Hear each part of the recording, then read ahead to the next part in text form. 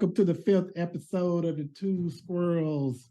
Again, my name is Wilbur Lane, and I'm here with Liam. So I'm Wild Will. I was trying to come up with a catchy name for you, but my mind went blank. 50, it just doesn't work like that.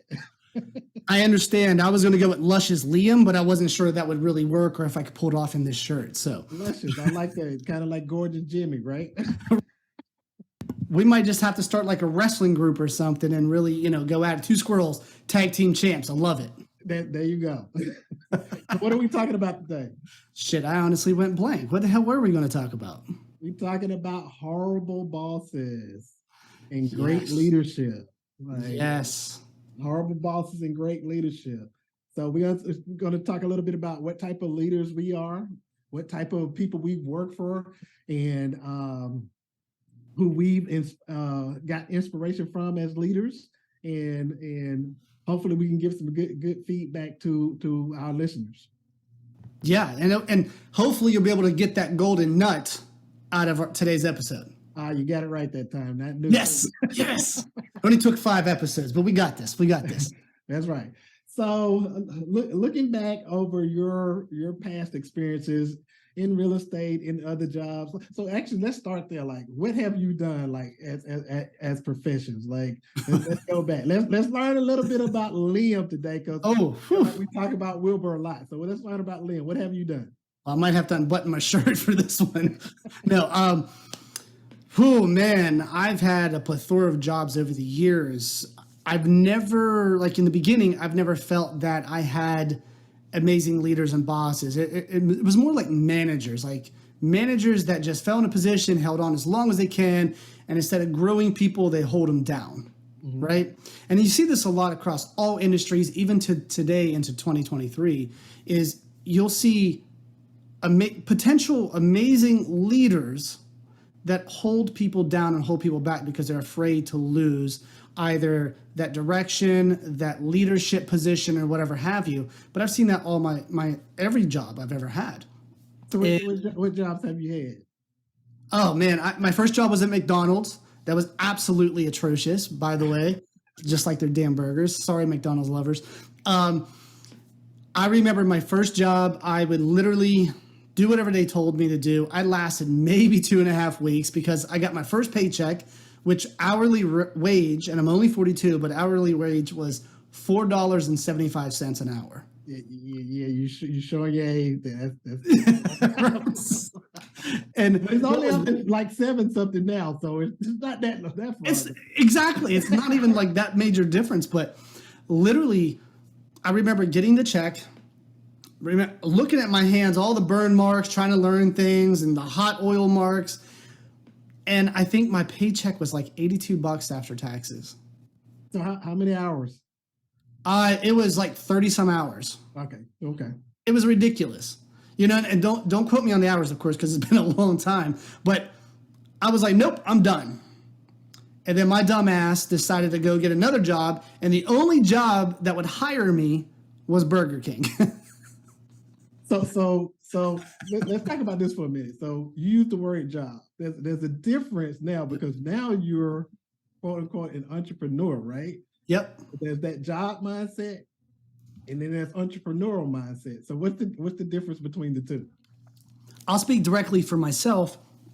Entrepreneurial aspect, it just gives me a little bit more control. And I use that term loosely because anybody that is an entrepreneur knows it's very easy to lose your perceived control, correct? Mm-hmm. Right? You have a general idea, but what I like, the whole aspect is I get to control my day. My day does not get to control me. If I go clock in, clock out, I'm at the mercy of whoever my boss is, right? Now, as an entrepreneur, unless you have like some heavy investors or something like that where you're held accountable for certain things, you can literally become absolutely amazing, or you can 100% fuck it all up, right? So how about with you? Let me flip that over on you. What was your first job?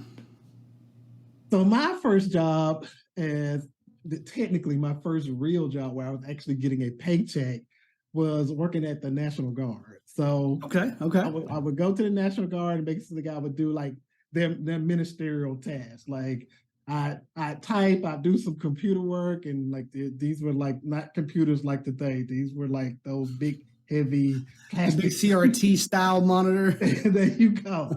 So it was those computers, and then I would do like cut grass and weed eat and that sort of thing. Which actually, that's what led me actually into my military life at the time. So Okay. that was probably my first real job. It's kind of ironic that you said that you worked at McDonald's because I always told myself I would never go into like the food service industry. Yeah. Yeah. And for me, it's interesting when you start having these conversations because for me, my mother was a cook. Okay. And I saw how much she hated cooking. So I always told myself I would never go into any type of food service industry. Now I respect for people in the food service industry, Sure. don't get me wrong, but I just saw how miserable she was, so I didn't do that. I did everything else, but I didn't do that. So quick question. Yeah. So you in that McDonald's position, let's just start there. Sure. But what did you take from that position that you liked? Like what was a what being in that job aspect was something that even today, like you feel like you brought that into who you are right now. Don't stick your hands in the hot stuff.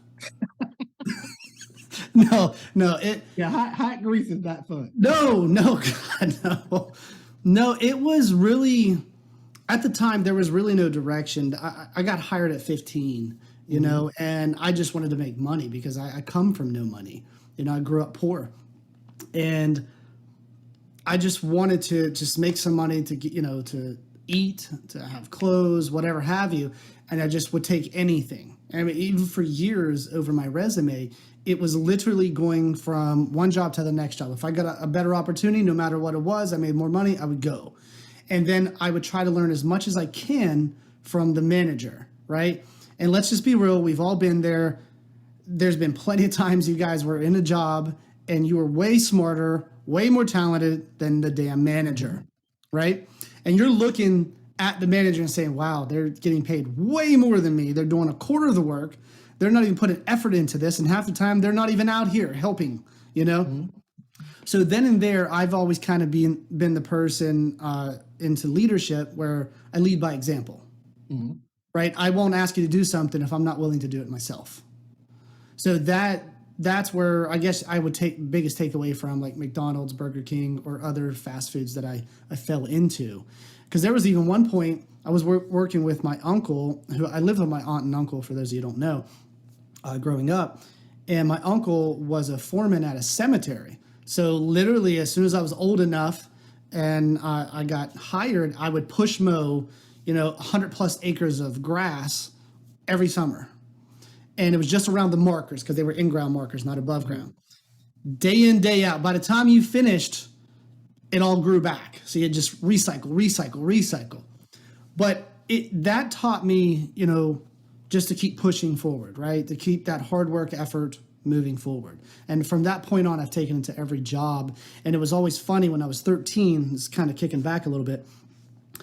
I sat down when I was trying to figure out how to get out of a quote unquote regular position.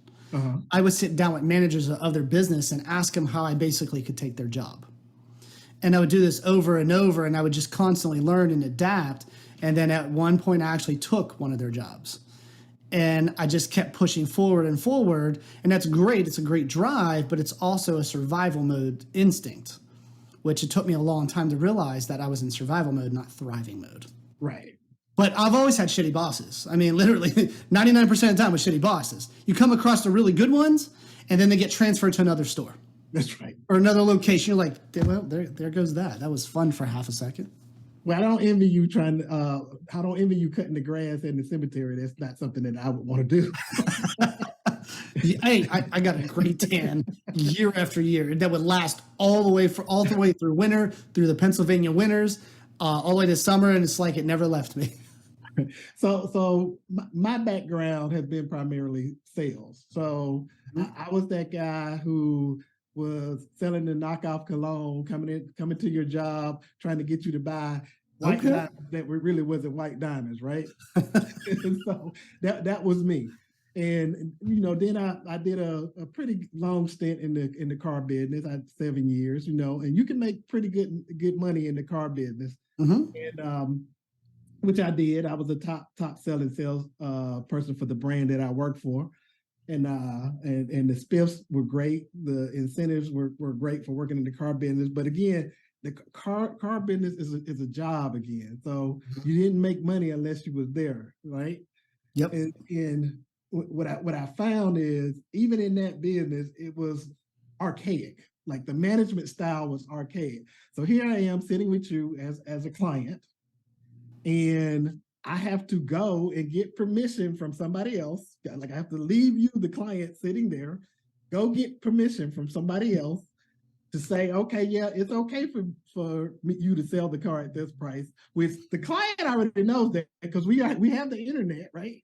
Right. You know this as the salesperson, but you can't sit there and tell them, yes, it's okay for you to buy the car.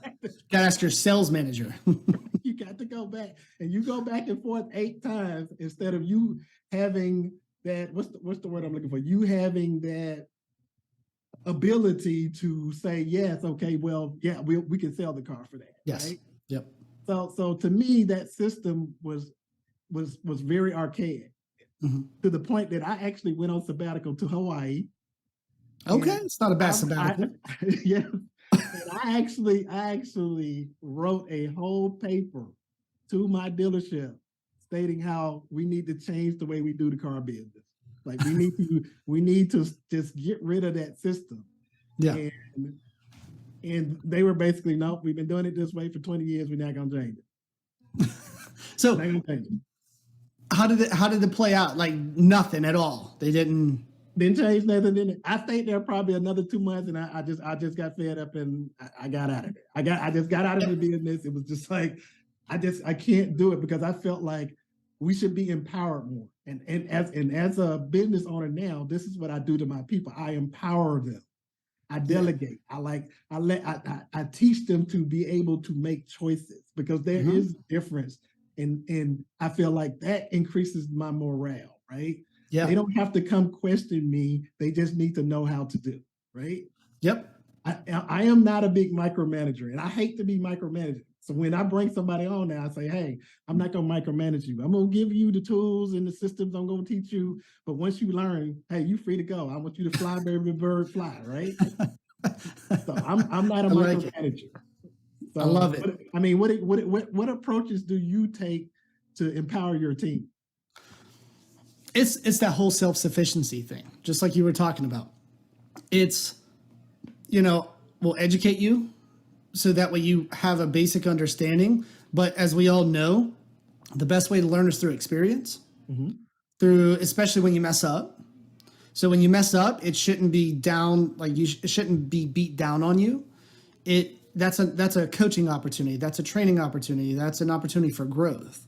So one of the things in my opinion, that I think horrible bosses do is when you screw up, they just lose their shit. They lose their cool, right? There's very low emotional intelligence when someone does that. They're reacting versus responding, right? And we know responding is reaction, but with intent and thought and logic. So if you screw up, that's a perfect time for a leader to step down a bit, walk with them, show them how, make the changes. And that's something I've always been big on anytime I've had a team, no matter the business, because just like you, I mean, I've been all over. I've done car sales, obviously real estate. Now the coaching business is flourishing and everything in between. Dude, I was a dishwasher at one point, right? Like hand scrubbing. And I'm even in that day and age where I didn't really have any money, I knew dishwashers existed, like automatic ones. Why in the hell do you need my hands to wash them? The machine's going to do it better. You can't shake that food service thing, I don't think. No, dude, it was. Can get you in the kitchen right now. No. I'm actually banned in the kitchen because every time I do, I hurt myself. Yep. I don't know if it's a subconscious thing. I'm doing it on purpose just to get out of it. Like I almost cut my thumb off and literally I did not panic. I'm like, oh no, I got to go get stitches, But I eventually fell into sales, I worked at Staples and they used to do spiffs. And for those salespeople, you know what spiffs are and everything. And I loved it. I got to help actually do what I felt was real work and help people. But again, I had managers where they've never sold. Other than that, they didn't understand the sales process, right? They didn't understand actually how to talk to people. But I did because I've been doing it my whole life to get an inch further, right? And a lot of horrible bosses, like I was saying earlier, anything negative, they push it down. They come down hard on you instead of taking that time and that technique to raise you. Instead, they just want to kick you because, I don't know, maybe that's job security or they're just not emotionally intelligent enough. So you would say one trait of being a good boss would be being able to accept criticism from your workers, your employees, Mm-hmm. whatever you want to call them. I feel like I like to be the person that's approachable, right? Yep. And sometimes, I hear this, it's like, oh, you shouldn't be friends with your employees. It's really hard for me to pull away from that completely. Like, Yeah. I can understand it needs to be a line there. There needs to be a healthy level of respect. But for me, being the person that I am, like I make friends just walking down the street. Yep. So to say that I can't be friends with the people that I'm around constantly, it's kind of difficult for me. Um, as long as we keep that healthy level of respect there. I don't know. What's your take on that? Well, I think you're making friends because you're probably rocking that Darth Vader helmet as you're walking down the street. And I'm not sure if they're friends. I think they're trying to put a straight jacket on you at this point. No, it's I'm always cautious with that, right? Like I think it's a healthy thing, but there has to be a balance and there has to be certain expectations. So that way lines don't blur, right? Right. So, during work hours, I tell everybody, I'm like, I'm not your friend, right? At that point, we're either, partners where I'm your boss, you're a subordinate, whatever it is. I set those fine guidelines. Now we could joke and everything within a realm of what's acceptable at work. But say I work 8 to 4, 4:01, I'm back to me. We could talk about whatever. Not that I don't carry the two, right? Because I used to, and that always caused problems in so many different ways. So I'm pretty adamant about separating the two, and I don't carry one. If you tell me something as a friend, I'm not going to go into work day like, oh shit, I remember that. It's different for me. It might sound a little crazy and a little unorthodox, but that's how I categorize it. So I can be the best of both worlds, right? Now I don't necessarily disagree with you by any means because I think there needs to be that approachableness, right? But just like you, even with some of your clients, I mean, you got certain rules, regulations, et cetera, that you have to follow. And I think, and I'm sure you do, of course, because I met several of your agents, setting those standards, that way they know, okay, I can go up until this point, but if I go past that point, well, that's not a good thing for anybody, right? Because Wild Will about to be unleashed. Yeah, you don't want to see the Hulk. No. Well, I mean, I was going to say you're going to go into the closet, you're going to grab the Vader saber, and you're going to pretend they're younglings. Okay? Star Wars reference. If you don't know, well, you should Google it. So let me ask you this, Will, because I'm still stuck on you as a car salesman because I think that'd be fantastic. What was your smoothest line as a car salesman? Here's is that I am such a relationship person that I just use my who I was as a car salesman. Like, and I was in a different area. I wasn't in the South, and so I had the Southern drawl that people immediately picked up on, and I smile all the time, and which I think opens people up. And I don't know, I just get to know them. Like I'm an observant person anyway. Like if I go to a party and I walk into a room, I'm casing the joint, right? I'm looking and I'm like, okay, I'm probably gonna get along with that person. That one probably not so much. That's just what's going through my head because that's just who I am as a person, right? Okay. And so when I'm meeting somebody, if I walk up to them and I'm approaching their car, if I see they got a car seat in there, I know they got a kid. Like if I see that they went to Washington State University, like the Cougars, right? And like all of that is playing in my head even before I talk to this person. So when they get out, I'm instantly making a connection. I just had a knack for that, just connecting with people. And so if I picked up nothing else from the car business that has helped me today in the real estate business, that was the one thing. It's like, I do feel like a lot of people just don't have those general sales skills, like you just mentioned it a minute ago, just knowing the steps of the sale. Like Yes. knowing that you got to get so many no's to just get to the yes. So Yes. so Yep. when someone is saying no to you, you're not getting disappointed. You know, you're getting more excited because you know that's closer to them saying yes to you, right? Love it. So, but if you've never done that, like if you've never had sales experience, if you've never done retail or any of that, then you don't know. You the first Yep. no you shot down, you're done. So Oh, that, damn. that comes with training, that comes with working consistent sales jobs, and it doesn't change. Like selling a house to me is no different from selling shoes at Nordstrom, Hey right? man, I worked for Finish Line. I'm just saying. To me, it's no different. It's you gotta be approachable. You got people gotta like you. People gotta trust you. I mean, that's just what it is. If I go into a store and I'm feeling some kind of way, like if I'm not feeling like I'm getting what I need, I'm just gonna leave. I'm going to the next place, Yep. Yeah, right?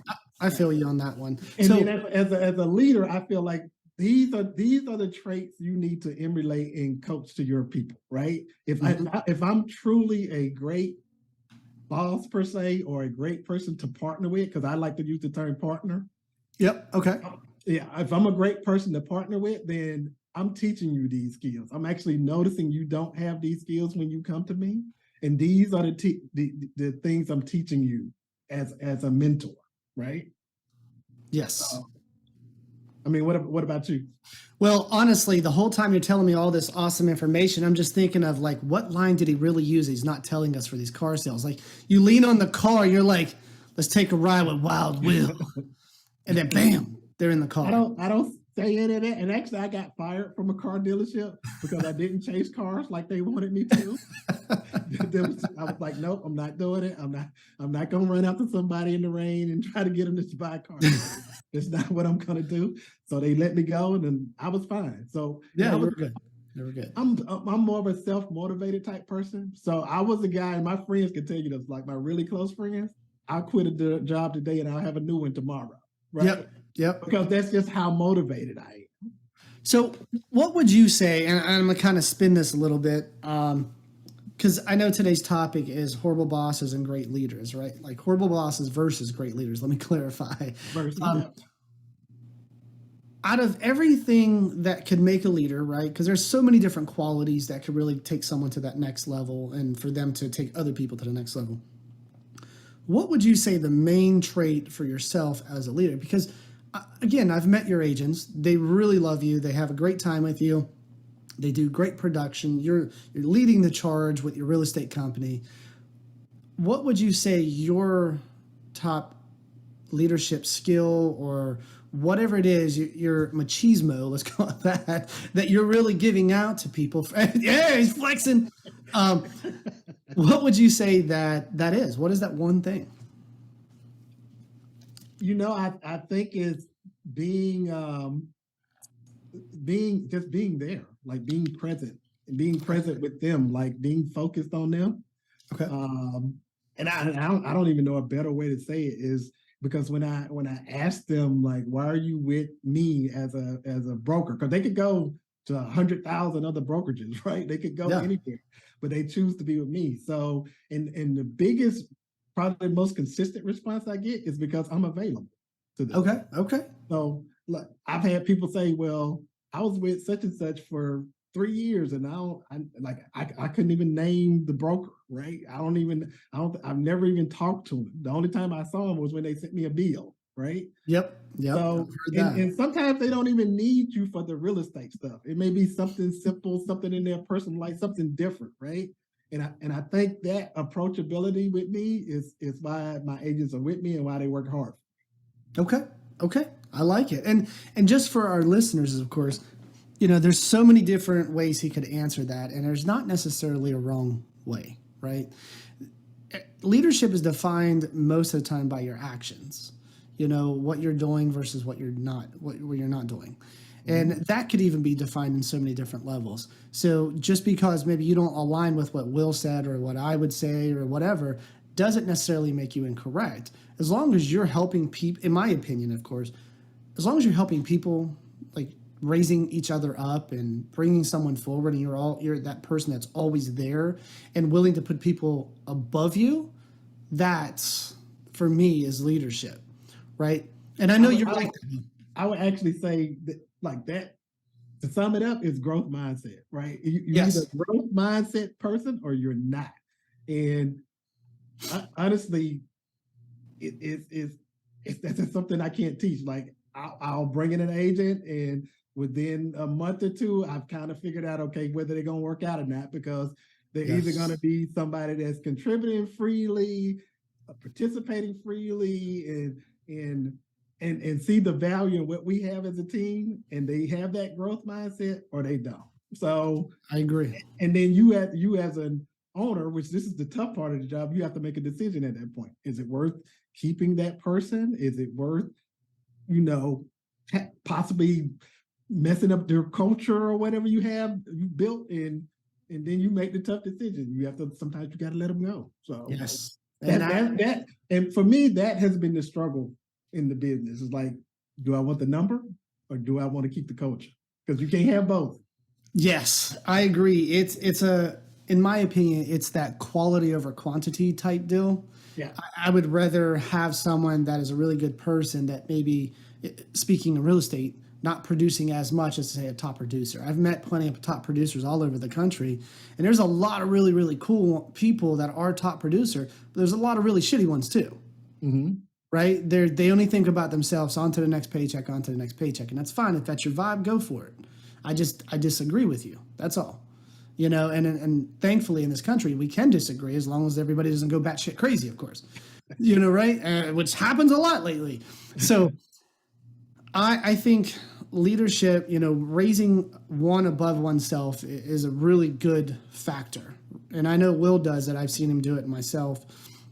As plenty of times as he can come over for some of our events, you can usually spot the people in the crowd who are really willing to lead, right? But as we've seen with bosses, when they're not the best manager or the best boss, they're not looking at the best person to raise up, right? Mm-hmm. A lot of times in sales, they're looking for the top sales. Oh, they'd be a great manager. Well, they might be, but most likely they're not going to be because they're good at sales. They're not good at managing. That's why they're lone wolfing it. Right. And nothing wrong with that, of course. If that's your thing, that's your thing. But don't go into a managed position, in my opinion. You know, and I think that's where horrible bosses, great leaders, there's a big difference. You Right. know, like Will was saying earlier, he's paying attention to details. He's looking at those details because, you know, the whole secret sauce is in the details. Everything there can be pulled out just by paying attention, right? And if you pay attention, everything can change.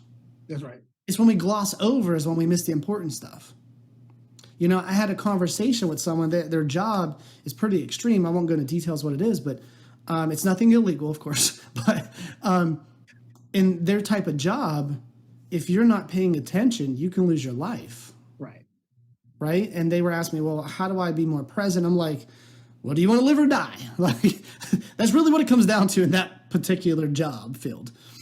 And I think it's important, even as leaders, or even if we're a boss, a manager, assistant manager, etc., it's really to pay attention to those details, especially to your staff. You should understand them.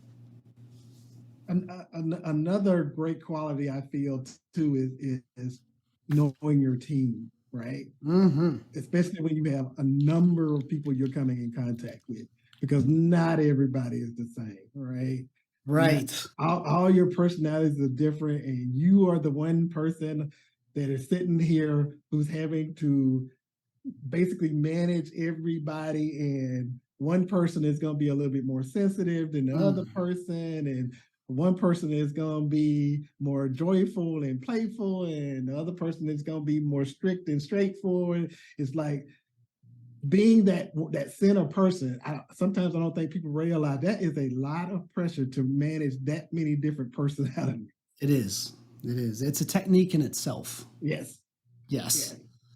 So, Will, out of today, I know as usual the two squirrels bounce around, and that's our thing. So Yeah. enjoy the ride. But what would you say? What is your golden nugget of today? My golden nugget of the day is everybody should be able to have and I feel like this is a hard thing for people. And we screwed it up. I'm sorry, we screwed up. It's golden nuts. God. Anyway, I knew what you meant. So I feel like this is a very hard thing to do, but self-reflection is a wonderful thing. Yes. If you're able to, I don't know if you meditate in the morning or if you do a journal or whatever, if you're able to just take a little bit of your time each day and look back over what you've experienced in life, maybe all the people you've come in contact with that did have management over you, and what did you like about this person? What didn't you like about this person? And how did they make you the person you are today? Right? Love it.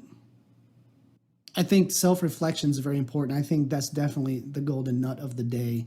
It's taking the time and understanding, right? Right. It's so that way you can be more intentful every day you wake up. Right. Because if you wake up and you do, let's say, a gratitude journal or a wins journal, like I have some of my coaching clients do, or if you do a self-reflection, you meditate. There is something that rhymes with meditate. So if you do that too, by all means, do your thing. But nonetheless, it's just a way to really re-anchor. And I think that alone is it's priceless. Yeah. I have a saying on my board that it says, how can I make your day more wonderful? Oh, so I read that every day. When I walk in, that is the first thing I read into the office. How can I make your day? And that is a mental imprint every day in my mind that whoever I come in contact with for that day, it is my job to make them better than what they was when they first met me for that day. I love it. I love it. That needs to be on a t-shirt. Hey, let's set it up. Two squirrels. How can we make your job more wonderful today? Yes. I think that's great. All right. Yeah, I think we've covered everything we need to cover just to help, everybody out and our awesome listeners. But I do know our very next podcast is going to have two awesome guests. Yes. Okay. If you are in the next home world, you will know who they are. Wilbur, do you want to tell us who they are? Yes, Chuck and Pat Vosberg. Woo! Tampa, Florida. Yes. I tell you, they love their intimate car washes is what I call them. Yes. You look it up on Facebook. It's freaking amazing. But they will be next podcast talking about how husband and wives work together and stay together, essentially. So as a single guy, I can't wait to hear that. Hey, it's going to be fantastic. They're fantastic people. But to everybody out there, make sure you're following us. We are on every platform, including YouTube. So definitely the more followers, the better, the more opportunities we can get out and do content. And then eventually, we'll switch over to some live podcasts here and there too. That's right. I can't wait to be land blasted by everybody. So follow us on Facebook, The Two Squirrels. And then we're on Instagram, The Two Squirrels Pod. Right. Okay. So, hey, I appreciate it. Wow, Will, as always, next time, for those people that do watch us on YouTube, I think you need to bring the Vader helmet and throw that shit on. All right. If we get enough subscribers, I will do that. Oh, and then next thing you know, Disney's pinging us. That can't be on here. Oh, shit, Mickey. All right. Well, hey, again, I'm Liam Pierce with my friend Wilbur Lane. And we thank you guys for tuning in to the Two Squirrels Podcast. Follow us on Facebook, Instagram, and you can go to our website, thetwosquirrelspodcast.com. Right. Have a good one, everybody.